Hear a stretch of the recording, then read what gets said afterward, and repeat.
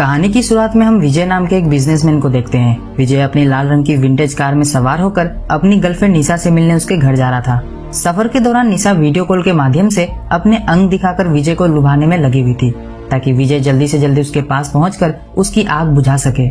विजय भी निशा के अंग को देखकर अपने चिराग को घिसने में लगा हुआ था।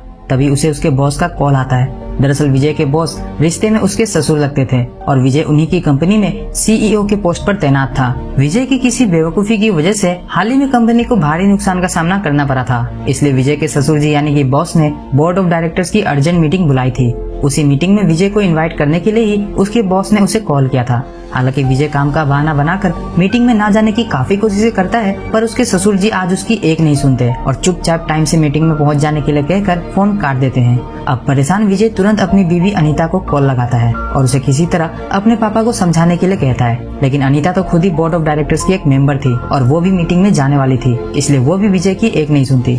विजय समझ चुका था कि अब उसके पास मीटिंग में जाने के अलावा और कोई दूसरा रास्ता भी नहीं है, इसलिए वो निशा से कहता है कि आज वो उसकी सर्विसिंग करने के लिए उसके घर नहीं आ सकता। पर उधर निशा तो वाइग्रा की गोली लेकर पूरी तरह से तैयार बैठी थी और जब उसे पता चलता है कि विजय आज नहीं आने वाला, तो वो विजय को लुभाने के लिए अपनी ब्रा ही उतार देती है। वीडियो कॉल पर इस अद्भुत नजारे को देखकर विजय की आंखें चौंधिया जाती है। विजय मन ही मन ये फैसला कर लेता है कि आज चाहे जो हो जाए वो निशा की लेकर ही रहेगा। बस इसी चक्कर में उसका ध्यान सड़क से भटक जाता है और सामने से आ रहे एक साइकिल वाले को बचाने के चक्कर में विजय की गाड़ी एक पेड़ से जा टकराती है। उस हादसे में विजय की विंटेज कार की तो ऐसी की तैसी हो जाती है, पर किसी तरह विजय बच जाता है। विजय की गाड़ी अब ना तो स्टार्ट हो रही थी और ना ही उसके फोन में सिग्नल मिल पा रहा था, इसलिए उसी साइकिल वाले भैया से लिफ्ट लेकर विजय एक कार मैकेनिक के पास जाता है। अभी कार को ठीक होने में अच्छा खासा समय लगने वाला था, इसीलिए विजय पास ही के कैफे में कॉफी की तलाश में निकल पड़ता है। कॉफी पीते पीते विजय को एक जानी पहचानी आवाज सुनाई देती है। उस आवाज का पीछा करते हुए जब वो एक कम्युनिटी हॉल के अंदर जाता है, तब वहाँ उसकी मुलाकात शांति से होती है, जो कि पेशे से एक डांस टीचर थी।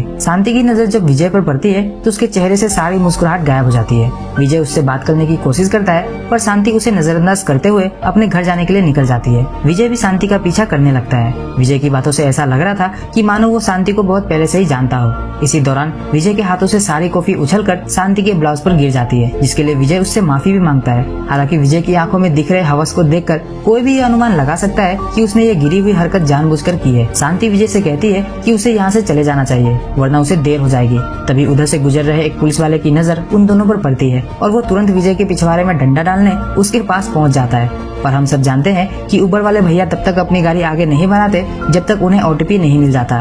उसी तरह पुलिस इंस्पेक्टर इंद्रजीत सिंह सबसे पहले शांति से यह जानने की कोशिश करता है कि कहीं विजय उसे परेशान तो नहीं कर रहा, जिस पर शांति कहती है कि विजय तो बस उससे बातें करने की कोशिश कर रहा था और वो भी विजय को जानती है, सो परेशान होने वाली कोई बात नहीं है। इतना सुनने के बाद इंस्पेक्टर विजय का नाम पता लेकर वहाँ से चला जाता है।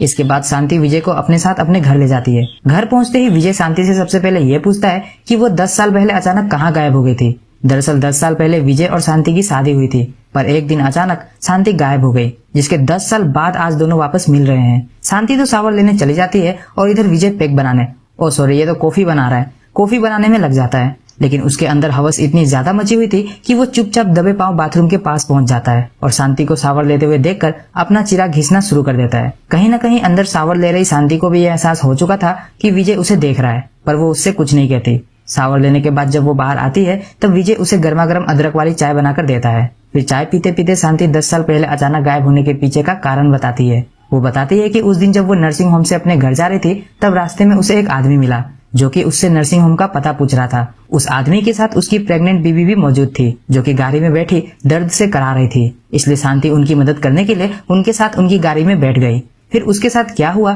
उसे कुछ याद नहीं। जब उसे होश आया तब वो किसी दूसरे शहर में थी। उसने विजय से संपर्क करने की काफी कोशिशें भी की, पर वो असफल रही। उसे लग रहा था कि शायद कोई है जो उसे जान से मारना चाहता है, इसलिए वो काफी डर गई थी और यहाँ इस शहर में आकर बस गई। विजय शांति से पूछता है कि आखिरकार वो उस दिन नर्सिंग होम गई ही क्यों थी। तब शांति उसे बताती है कि वो प्रेग्नेंट थी और विजय को सरप्राइज देने वाली थी। हालांकि मिसकैरेज की वजह से शांति ने वो बच्चा खो दिया। इसी दौरान विजय और शांति के बीच नजदीकियां बढ़ने लगती है और दोनों लिप लॉक में बिजी हो जाते हैं। तभी शांति खुद पर कंट्रोल करते हुए विजय से दूर हट जाती है और उससे उसकी नई जिंदगी के बारे में पूछती है। तब विजय उसे बताता है कि उसने अपनी क्लासमेट अनीता से शादी कर ली है और अब उसके 2 बेटे भी है, जो कि 5वीं और 8वीं कक्षा में पढ़ते हैं।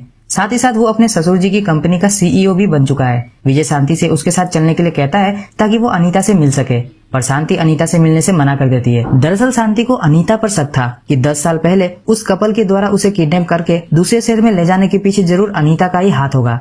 दरअसल विजय, शांति और अनीता तीनों क्लासमेट्स थे और एक ही साथ घूमा फिरा करते थे। अनीता शुरू से ही विजय को लाइक किया करती थी। अब क्योंकि अनीता दिखने में शांति से ज्यादा खूबसूरत थी, इसलिए शांति हमेशा उससे जेलस फील करती थी। लेकिन विजय शांति से प्यार करता था और फिर आगे चलकर दोनों ने शादी भी कर ली। फिर एक दिन विजय ने अपने घर पर एक हाउस पार्टी रखी जिसमें अनीता भी आई हुई थी। उसी रात शांति ने एक प्रेगनेंसी टेस्ट किट की मदद से अपना प्रेगनेंसी टेस्ट किया, जिससे उसे पता चला कि वो जल्दी ही मां बनने वाली है।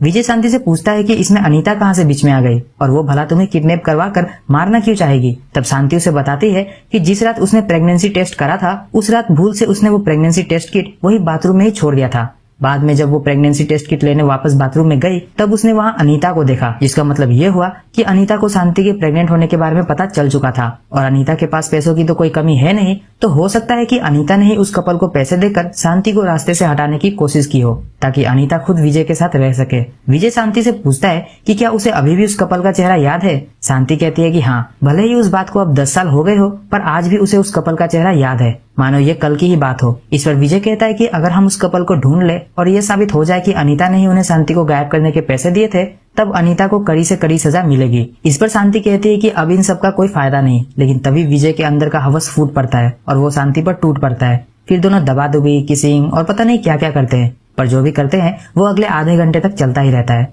काम खत्म होने के बाद विजय एक गहरी सांस लेता है और शांति उसकी बाहों में अपना सर रखकर कहती है कि पिछली बार हमने जब किया था तब मैं सीधे प्रेग्नेंट हो गई थी, अब अगर इस बार हो गई तो क्या होगा। इस पर विजय कहता है कि तुम टेंशन मत लो, इस बार मैंने समय से पहले ही तलवार बाहर खींच ली थी और फिर भी अगर तुम्हें डाउट हो तो रेड ब्लू टेस्ट कर लेना। रेड ब्लू टेस्ट का नाम सुनते ही शांति के दिमाग में एक बिजली सी कौन जाती है। वो विजय से पूछती है कि आखिर उसे रेड ब्लू टेस्ट के बारे में कैसे पता। वो टेस्ट किट तो इंडिया में मिलती भी नहीं, उसकी फ्रेंड कनाडा से उसके लिए लेकर आई थी। इतना सुनते ही विजय के तोते उड़ जाते हैं और वो पलक झपकते ही एक पिलो की मदद से शांति का मुंह दबाकर उसे मार डालता है। दरअसल वो विजय ही था जिसने उस कपल को शांति को ठिकाने लगाने के पैसे दिए थे। विजय को पता था कि अनीता भी उससे प्यार करती है और अनीता अपने पापा की इकलौती बेटी थी। अगर वो अनीता से शादी कर लेगा तो आज नहीं तो कल अनीता के पापा अपनी सारी जायदाद उसके हवाले तो कर ही देंगे। इसलिए विजय ने शांति से पीछा छुड़ाने का मन बना लिया। अब शांति के गायब होने के बाद विजय को लगा कि उस कपल ने शांति को ठिकाने लगा दिया है, इसलिए उसने अनीता से शादी कर ली। पर 10 साल बाद जब उसकी शांति से मुलाकात हुई तो उसके तोते उड़ गए और तो और शांति को उस कपल का चेहरा भी याद था, जिसकी वजह से विजय मुसीबत में पड़ सकता था। इसलिए उसने शांति को मार डाला ताकि उसका ये राज ही रह सके। अब इससे पहले कि विजय वहां से निकल पाता, पुलिस इंस्पेक्टर इंद्रजीत शांति से मिलने उसके दरवाजे पर आ पहुंचता है। लेकिन काफी देर तक दरवाजा खटखटाने के बाद भी जब कोई दरवाजा खोलने नहीं आता तो वो बाद में आने का मन बनाकर वहां से जाने लगता है। तभी कोने में छुपे विजय के शरीर से एक प्लेट टकराकर नीचे गिर पड़ता है। प्लेट टूटने की आवाज सुनकर इंस्पेक्टर इंद्रजीत के कान खड़े हो जाते हैं। वो तुरंत बाहर डोरमेट के नीचे रखे डुप्लीकेट चाबी की मदद से घर का दरवाजा खोलकर अंदर आने लगता है। तभी विजय खिड़की से कूदकर उस घर से बाहर निकल जाता है। विजय भागता हुआ उस जगह पर पहुंचता है जहां उसकी गाड़ी का एक्सीडेंट हुआ था। वो देखता है कि कुछ लोग उसकी गाड़ी से एक लाश बाहर निकालने में लगे हुए थे। ये लाश और किसी की नहीं बल्कि खुद विजय की ही थी। विजय जब खुद की लाश देखता है तब उसकी आंखों के सामने घोर अंधेरा छा जाता है। उसे समझ नहीं आ रहा होता है कि आखिर ये सब हो क्या रहा है। तभी वहां शांति आती है और मुस्कुराते हुए विजय से कहती है, मैंने कहा था ना,